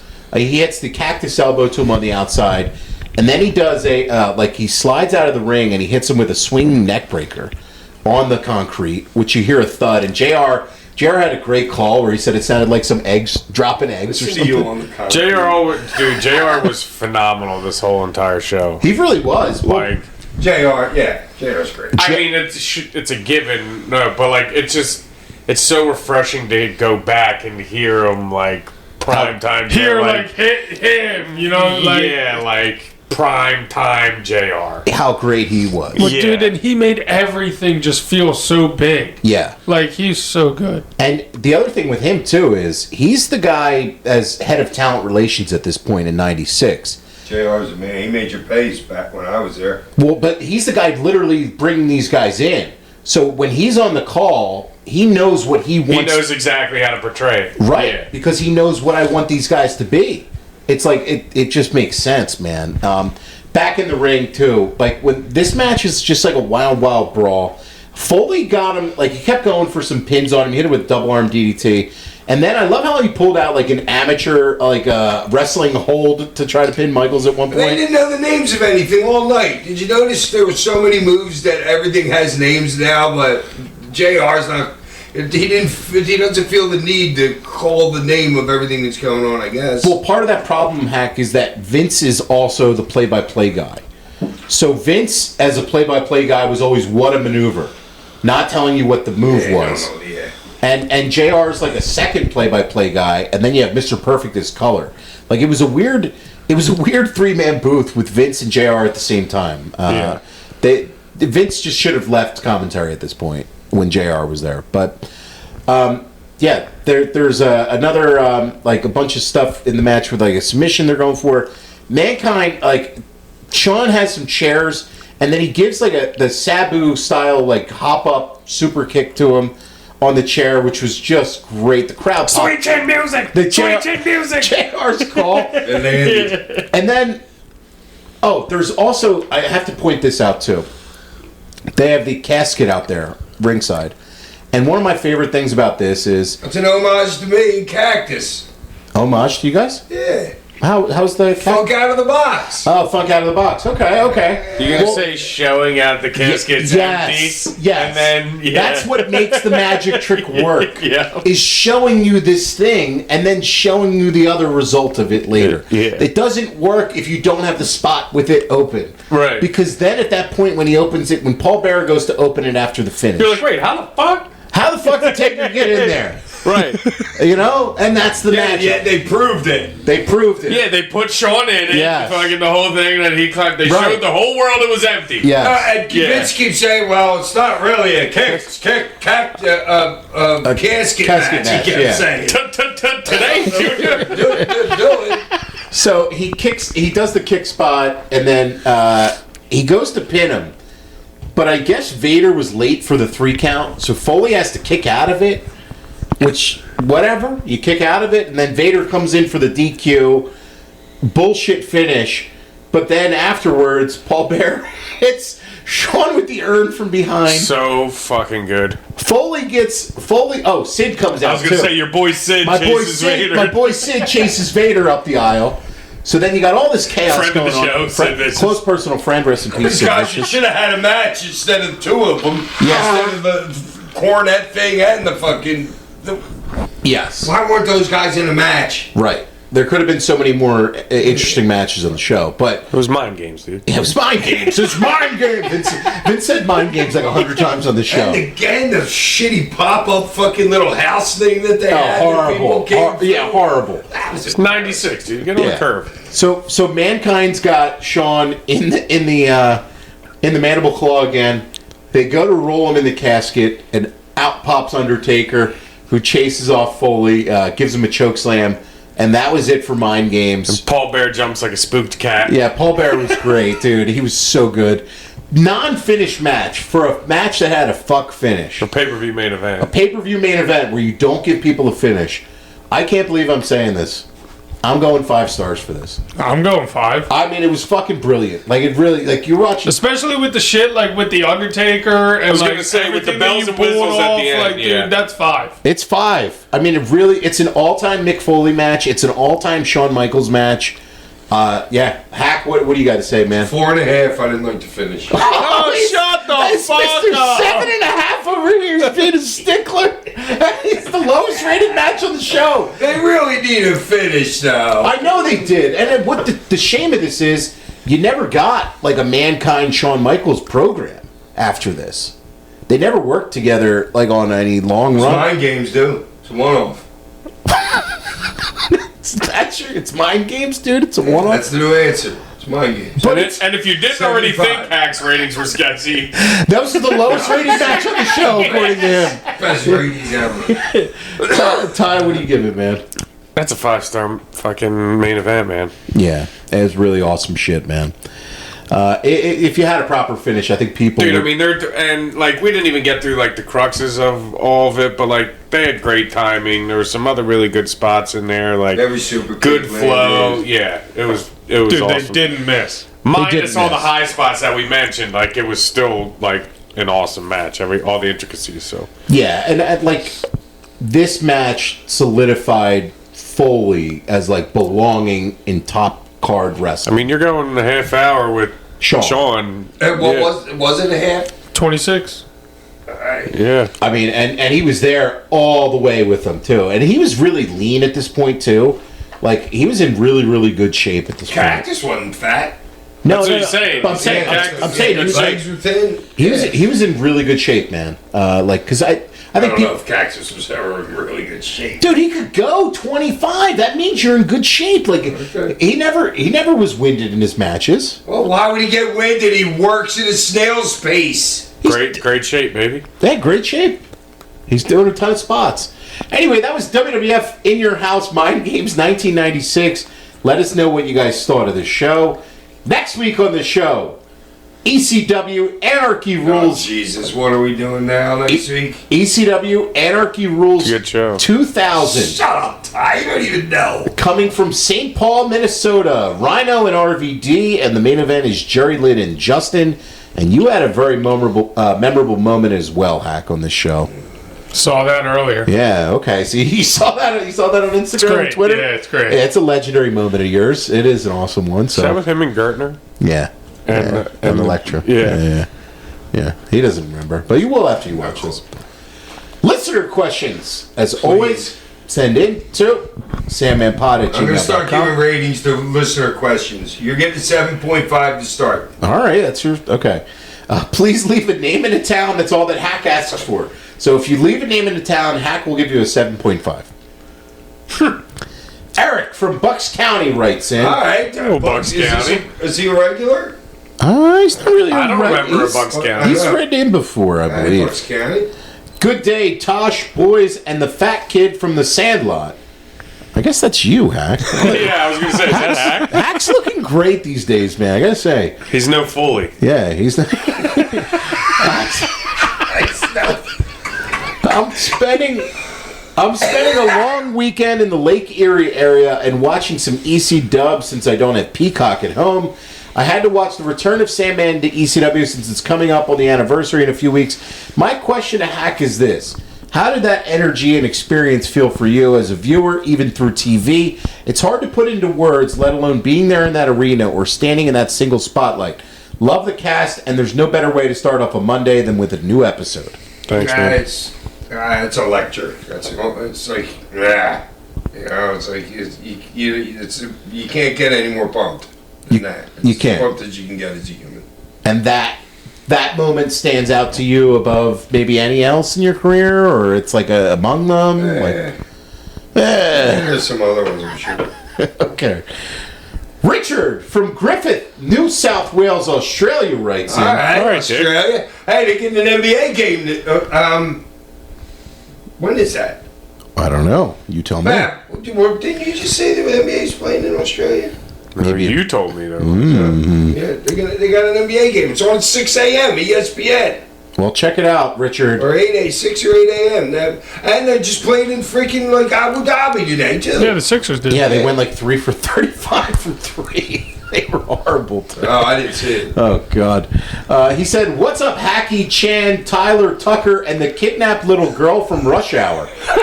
Is that me? I don't know if that's... It's definitely not me. Push the fucking button! Great movie. Yeah. So, Fuck! you Push the button! You don't know She's Rush great, Hour? actually. Not number 3. It's Rush Hour 1. Was she not 3. singing Mariah Is that Carey the in one the car? I don't know. The Jackie little Chan girl? and Chris Tucker. Oh, it's great, dude. What's her Great. name again in the movie? I can't remember. Sue Young. Sue Young, Okay. yeah. Damn, Sue Young got old. He said, "I hope all is well. And a push-up bra. The most fun trio in the podcast biz. We're not a trio. We're a quadrant, dude. This guy doesn't... Do you listen we're to the show? foursome. Do you listen to the show, Richard? Or a quadrant. 4. You're a quadrant just to yourself, dude. You have your own orbit over there. My question this week involves the Phantom 2 count that happened 2 weeks ago in WWE. Which one? Stratton was pitting Nia Jax. The referee calls a 2 count even though Jax doesn't kick out. What's your opinion on this error? I have heard that it's the wrestler's job to make sure they kick out and the ref should count the fall regardless of the planned result. But I've also heard that the ref should also protect the finish, and if they know the match isn't meant to end at that spot, they shouldn't count 3. Personally, I feel the ref should count 3. What's your take on the matter? As always, love your show. Agree totally with him. To which point? Dude, carry the 3, dude. It's your job to kick the fuck out, dude. I mean, you're a professional. These people are professionals, dude. The best in the world. And you're going to miss a kick out? Yeah, I haven't seen the entire clip, so I can't even... I don't even know if I've seen like an actual clip of it. I've just seen like a post about it. I've seen it. It was pretty bad. I've seen it. Is it the one where the hand gets stopped like right there? Is Yeah. that She the one? stops and then I forgot what looks match it and was. you Yeah. can tell like Nia says something to her, and see the thing is in the clip Nia says something to her which makes me think that it should have been like the finish, because it's not like Nia wasn't paying attention. I don't know if you caught that, but rewatch. I I'm gonna have to could be rewatch it now. I could be wrong, but when she doesn't count the 3, Nia like is talk on her back, like, and says something to the ref, like, so she's like conscious of what's going on. You know what I'm saying? So to me, it seemed like that could possibly have been a ref fuck up. I mean, I've talked to the ref and said, like when you're working with like Raven and we're doing so many false finishes with everybody, they would know it ain't 3 until I'm telling you it's 3. So you... I would be going 3-3-3, dude. 3-3-3. Okay, and I know that... I'm not sure what the standard is right now, but I know that for a while, it was the refs are supposed to treat it as a shoot. So if somebody doesn't kick out, you call it. Now, obviously, like, I don't know. I mean, like... That's so hard to put that on the ref. It is. Like, what do you change the world title on? Exactly. You know what I mean? Exactly. Like, it's work, so you should get it I right. mean, if you watch refs count nowadays, it's the most bogus fucking thing ever. It is. The cadence is It's so bad. Like, that was one thing And watching when the they show. pull up, they're like, like, it's so bad. That was one thing watching this show, like watching like Tim White and Earl Hebner and some of these old refs were like, man, you guys were so fucking good. Like those refs, and not that there's no good refs. Kyoto was there. Kyoto, yeah, Kyoto. Oh my God. Kyoto was fucking great ref, like really good ref. Like That's why he was there for so long. like these guys were really really good. And you always say it, Hack. Like the ref is the third person in the match. I believe it. Like they really are important, whether it's exchanging information or setting up spots. Like that's, I'm not sure who deserves the blame in this situation because I don't know all the intricacies of it, but it was just a botch all around. Yeah. It looked really bad. So Bob from Broomall writes in, Bobby. Hack, Petty, and the Heartbreakers, what's up? Hey, Bobby. I'm all amped for Red October. I feel good about our squad on this run. How you guys feeling about the Phils? I also stumbled upon photos of Hack portraying Jim, Raven's preppy neighbor. I have no memory of this whatsoever. What the fuck was this? Hopefully you remember something. The show gets better every week. Thank you. Thanks, Couple man. vignettes I did in WCW until Nash got the book and then said, screw all that, just show up. And these were done at like a random house down... Yeah, they rented a big house for the day and everything down in Florida. And it was- my God, the night before, me and Fonzie had the strip club on the causeway as soon as you're going down to Clearwater. What a night. Okay. you and Fonzie? And then do you remember anything about like Chris Canyon or any of the direction? Yeah, well, we were hanging out all day with this shoot. They're like worried about they're worried about so much shit. I'm like, we could just shoot this. You know what I mean? I think we're not used to like having to do it like the way they want to do it. You know like what a I mean? TV production. Yeah, It's like, we're just like, we'll just go out there, put the glove out, push him in the pool, walk over, sit there. But it was, Dude, I've watched these vignettes. Like, I think that you had like some real potential as like an actor in some of these roles. Where like in WCW, no, I'm serious. Like maybe using, like a 70s porno. no. there you go. I'm not. I'm just saying you as a character in wrestling. Hi, ma'am. I'm here to fix your toilet. So many guys stole my shit. Well, you got Who's the one guy in Rocky IV? He stole my whole shit. Rocky Dolph IV. Lundgren? Drago? Yeah, he stole my shit. I could have Dolph totally been there. Lundgren. You could have been in Rocky IV. Your haircut? What are you talking about? My chiseled fucking facial structure. Oh my Yeah, god! he stole it. I'm He saying what I meant as an actor though is you. His acting skills he stole from me too. Well, he wasn't Well, much he of an was- actor. he Yeah. wasn't much. You're lucky. You're lucky. You will lose. No, but what I'm saying though is like, okay, you got very typecast as the Sandman, but then seeing you as like this preppy neighbor, and you're talking to like Raven's mom, and like it was just goofy shit, and I loved it. I thought it was really good, and I mean, it would have been I interesting. was so high, dude. Were I you? snorted coke in the bathroom all day. Swear to God. Okay, well maybe. Well, most actors do. Yeah, there you go. It's sort of method acting right there. As Raven's Yeah, preppy that's Charlie neighbor. Sheen. We're excited for Red October. Yeah, I'm feeling kind of confident about it. I don't know. We'll see. I We'll see. am. I mean, we said it all in the beginning, Yeah. so. Jesse from St. Paul writes in. Jesse. What's up, Hack Black and the Tenacious D's? There you It's go. funny St. good Paul one. came These up. nuts. Yeah. That's where I showed up when Kevin Nash said, screw the shit you're doing with him. Oh, okay. Right? Nice time in St. Paul. St. Paul. With Andrade returning to AEW. Yes! My man! I texted you last night. I was... Dude, oh my God, the guy's been changed company every year and a half. Well, here we go. This is I his am a question. shadow. Is he the This Jeff... is crazy. Is he the Jeff Jarrett of this generation, switching promotions multiple times, being a good hand, but ultimately not a main event talent anywhere? I mean, Obviously. but I think He it's... was getting a push until he broke up with the girl. Yeah, and then did you see today it leaked out that and I don't know, maybe it's true or not. But there's reports that he failed a bunch of wellness violations for substances in WWF, and that's part of the reason why they let him get. Like what substances? I don't know. He failed. For pot? I don't think. I don't. No, know. I don't they think don't- they test for Not pot. Okay, not yeah. like roids, like drugs. I mean, that's what this was reported. You don't know what substance he failed for, Right. But now it's like the hit piece came out after he left and went to the other side. Right. So, but Just to Who tarnish knows? him because he went to the other side, probably. right. Yeah. But I love guys, and I wish wrestlers like jumping ship is the best thing these guys can do. And I hope he jumps back to WWE in 2 Well, the years. whole thing is you got to be good enough to be able to do that so many times. I mean, you're a goddamn good talent if each one keeps taking you back. Right. Every third year. And even if you burn a bridge, you don't scorch it. You know what I mean? Like, Yeah. and he's like, You can Yeah, work, but you did, can he work, get, dude. but did he get taken aback again for WWE because he was with? We'll see. I don't think so because he was there and pushed with Triple H's NXT before he was ever with Charlotte. And when Triple No, H, but I mean, after you leave and then come, like they don't normally like rehire. but Triple H rehired a lot of the people that Vince let go during the pandemic, Andrade being one of them. And then those were like Triple H guys.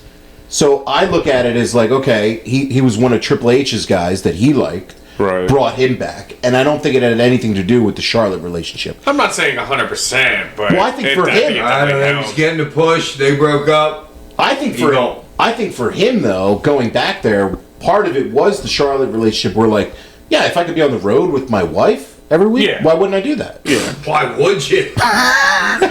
It's the best part about being a wrestler back in the day. Jesus. Not Away that from the road. Jesus. But I'm excited to see Andrade back in AEW, and I think there's a bunch of good matches he can have there. And I think it's good they put him with the Don Callis family. I mean, Jesus even though they got Christ. 100 people, they got a but basketball team now. I mean, know. it's you know. I didn't realize well, that everybody on that stage. the Okada and Takeshita thing is going to take one of them away eventually Yeah, from it. So you'll have that, yeah, but it's just a huge stable. and then It's- Fletcher's probably going to. Well, Fletcher's going to go baby too at some point. It's inevitable. Well, and But- it kind of makes sense that you bring Andrade in with that. What's it, Hunchacero Henchicero, yeah. or whatever? Because he's more of a. I feel like viable's not the right word, but more of a pairing tag team wise than Josh Alexander. Yeah, like a. What's his name again? Henchicero. Hechicero. Fucking Henchicero and Andrade are a better pair. Well, and they got the dude hologram. Well, they have the clone of Hologram. Yeah, he fucking turned too. Whatever that is. Invisible hologram? I know, what happened there? I thought, what's his name beat him up? The champion beat him up after his match last week, and then he came out. Next thing you know, they're together. Well, no, that's He's a shadow. he's Oh, a clone. The other hologram's hurt right now with a knee injury, so they were going to do a hologram versus hologram program. Think about that, Hack. Hack's losing his mind right now. He's thinking of clones. Done. Imagine, my fucking mind. imagine if we had Yeah. a clone of Sandman. That would have been awesome. Be the greatest thing that ever happened. To Be the worst match ever. Yeah, we the ultimate Double knockdown count out for the finish. Nobody goes double over. knockdown count out. It's a non-finish.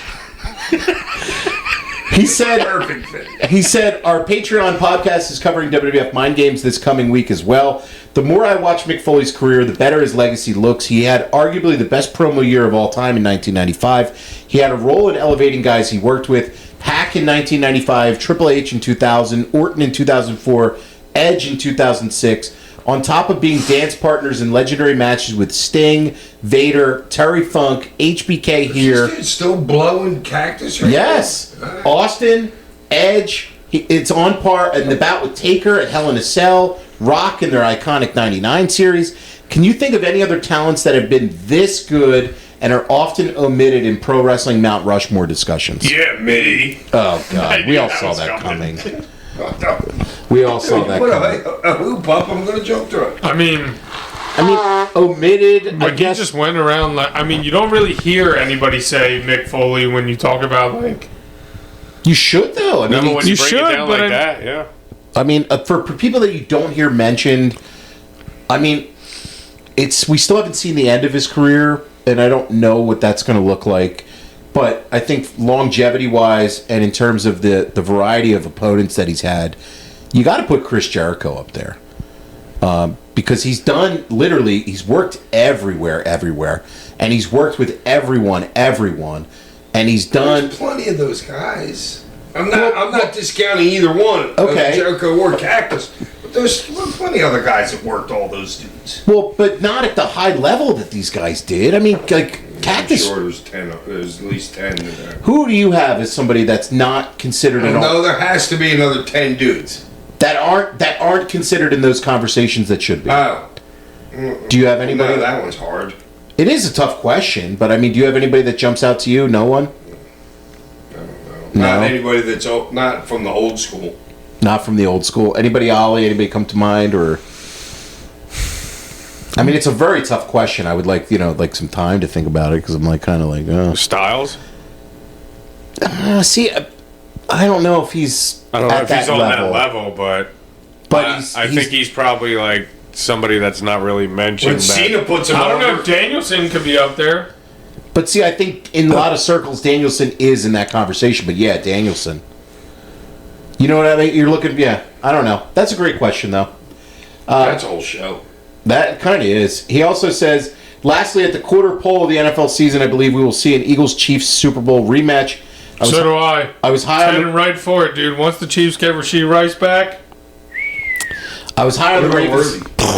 He said, I was high on the Ravens preseason, but Lamar being limited kills their chances. The Bills and the Chargers are notorious for choking when it counts.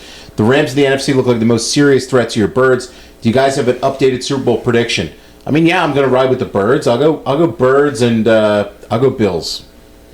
Wow, Bills aren't teams. Yeah, Bills aren't beating a healthy Chiefs team. Okay, They're so just that's not. your Eagles Chiefs. Yeah. Hack, who's your pick? You had Eagles Chiefs preseason. You I'm changed still it? going to stick with Baltimore and the Eagles. Didn't you have Eagles Chiefs though? No. I have to check the tape. Eagles on that. Chiefs again, baby. Ty, you got it. Yeah, I'll go rematch. Rematch again? Okay. He said, keep your titles in a bunch and the great hilarious content coming. Thanks, Jeff. Oh, no, sorry. Titties. I'm sorry. Titties. I misspoke Just there. titties are funny. Brian Mills Saying titties. from Calgary, Alberta. Canada, writes in. What's up, guys? Hope you're doing well. Haven't written in for a while, but the show's been on an incredible run, and the Tony Storm episode was the second best one ever. What was the first best one? Obviously, the best one was the Simon Diamond weight debate episode. That's great. Sucked me right into that one, didn't you? Yes. It literally his next sentence. You could hear Hack drooling the entire time. Just listening to the latest episode regarding WWE's pricing, and I agree with everybody that WWE are making incredibly short-sighted decisions that won't hurt them for 10 years, but will absolutely cripple them at that point. It's actually worse than just the pricing, too. They've reduced the number of live events they do in small towns as well. Yep. Obviously, this is better for the boys in that they won't be working as many dates, but they're essentially cutting off... Is it better? But essentially, they're cutting off access for their low-income and rural fans at this point. Yep. It's incredibly stupid, and I can't believe they're not thinking about how this will pay off down the road. There's a bigger world out there. All right. I know, but those are the main folks who watch wrestling. Here's what Are he's... those folks in those rural, low-income towns. Yeah.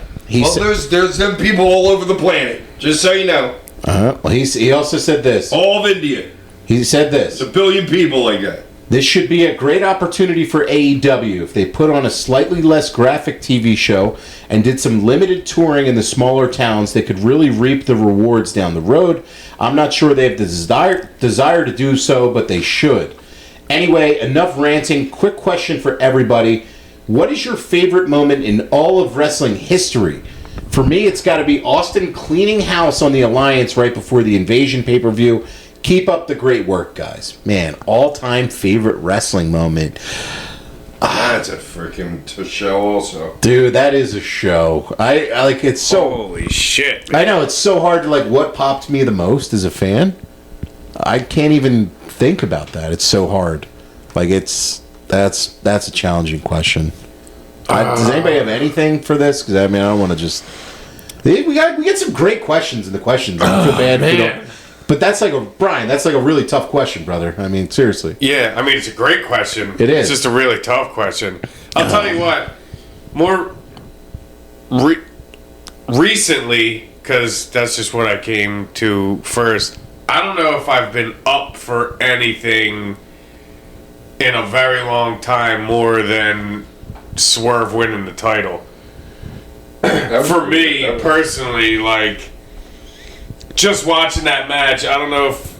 It's been a very long time since I've been, like, invested in a match where I really wanted somebody to win. Yeah. You know, like, just for me personally. Because I'm, like, as a fan, I watch, you know what I'm saying? But I'm usually never, like, really, like, rooting for anybody. Right. You know, like, and it, like, but at that point, like, I was rooting for Swerve. Yeah. At that point. I'm not saying it's, like, the greatest moment, but I'm just giving you something that, like, Recent. kind of, like, popped into my head where I was, like... No, we all were for months. Like, we were rooting for him for months, and he was kind of like, yeah. I was standing up next to the fucking TV. Like... Hack, do you have anything from like your childhood that you remember as like big angles or like stuff that were like, yeah, this is it? Nah, I'm thinking like not like Hogan. Dude, I like heels, so my shit's not like I don't know. You don't have anything? Anything, Ollie? Because I'm like stumped on this one. My first time. RVD winning a one night stand's a pretty big fucking moment. Which I didn't expect. That was big, yeah. That was really big. And especially for me being, what am I, like 8 or so, like 10 at that point? 9, you know what I'm saying? Like, so it's fucking... And I'm still, like, super into wrestling at that point, you know what I'm saying? And, like, especially because he's about to go to WWE, so I'm like, oh, great. I'm still watching fucking wrestling, so that was definitely fucking huge. Not to put Jericho over twice here on the show, but I'm thinking of, like, when he debuted in WWF. I mean, CM Punk debuting in AEW was pretty fucking huge. CM Punk in AEW was gigantic. But when Jericho debuted in WWF, that was like the Millennium Countdown for like months. And I was in like middle school at that time, and I remember like that was awesome. You didn't know, but you heard whispers of stuff, and like Jericho wasn't seen in WCW for a while, and you were like, who is this guy going to be? And like him going to WWF was like a holy shit, this guy's there, but then he's also on the Rock's level, and he's doing a promo. It was like worlds colliding. And that moment is one that jumps out to me. Y2J, baby. That was epic stuff. Welcome to Raw is Jack. Yeah, it was. That is such a good fucking moment. It was so awesome, dude. It was so awesome. Up next here is Joe in Havertown. Joey. Joe? Hey, Hack and the Delco crew. Thanks for suggesting Italian Delight in Broomall. The pizza was incredible. It definitely brightened up my Sunday night after the Packers tied with the Cowboys. Womp womp. Seriously? I'm glad we can. That's a setup. I swear to God, you think I know this guy? I hate your guts. I'm glad we can soothe your Sunday night woes. You're blocked. I have a question. I've seen on YouTube that ECW had held house shows. That's a tough one. Down in Downingtown, Pennsylvania, which is where I grew up. Do you have any memories or stories from those ECW shows? I heard that at one time Paul Heyman told Stevie Richards to sign a blank contract. Love the show and go Pack go. I guess he's a Packers I believe the signed contract thing. No, that was just. I was the one that got that place for him in Downingtown. You got Paul the booking? Yeah. The arena? The venue? Where was it? Well, Todd was still involved then at that point. But me and these guys' mom we used to go there because they had like the greatest place ever for cheap shit. What is it? The farmers market? Yeah, flea market. The Downingtown farmers market. I remember that. Yeah, I'm like, we can run shows here. Next thing you know, we were. Probably ran about 5 of them there, maybe I would think 4 or 5. Okay. I love those little spot shows ECW ran where that's like Plymouth Meeting. That's what we had to. Yeah, I know. Well, yeah, that was the church. Jim Thorpe. That was a Hindu church. You know, going up to Jim Thorpe and like there's just a little area stuff here. It's pretty cool. But was Jim Thorpe Sal Belomo territory? Was that Jim Thorpe? I remember going up there, dude. Dude, we At used Sal to. Baloma's house, we we got used the to- dolls downstairs that Sal did not want to give up. Oh, I know. He But he gave. couldn't say no to the But he kid. did it. But he did it for me. He gave me some. Yeah. Good I shit. know one was a Hillbilly Jim doll. Well, like, these were rubber ones. They're probably worth money right Dude, now. the rubber ones, I had them passed down This to me thing's from like my this big, cousin. like 12 inches Yeah. tall, baby. Dude, he had a whole wall of like all these That's like many, rubber ones. one of every one that was made. That's Yeah. what I And always. then one of himself. That's what I always blame is getting me into wrestling as a kid with those big giant rubber dolls that I had passed down to me as a I kid. can imagine the way you played with them then. What is that supposed to mean? I was a I little don't know, kid. whatever you What is think. it? What Hey, it's your mind that went there. you I trying to make saw some- you were going to pick them up and slam them. That's what I was thinking. Okay. He swallowed all. Yeah, I ate the rubber dolls, and that's why I'm fat now. Is that what you're trying to say? This fucking dumbass joke from you, man. I'm fucking done with your shit here. Next week on the show, DCW Anarchy Rules 2000. But before we go, Hack, the cane of the week or the toast of the week? There's only one toast of the week here. It's my boy from Dayton, Ohio.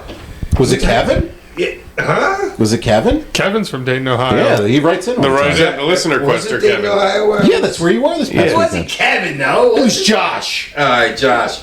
The greatest guy. Oh my God! He gave me a tin full of like 10 joints and some mushrooms. Great, dude. Best present I've ever gotten at a signing ever. Wow. Thank you, Josh. That's much appreciated. Best present ever. I'm gonna have to take Oh, my. mushrooms just topped it all. I'm gonna have to take my Tosh tax here after the show. So. There's one for you. Beat LA, beat LA. Peace.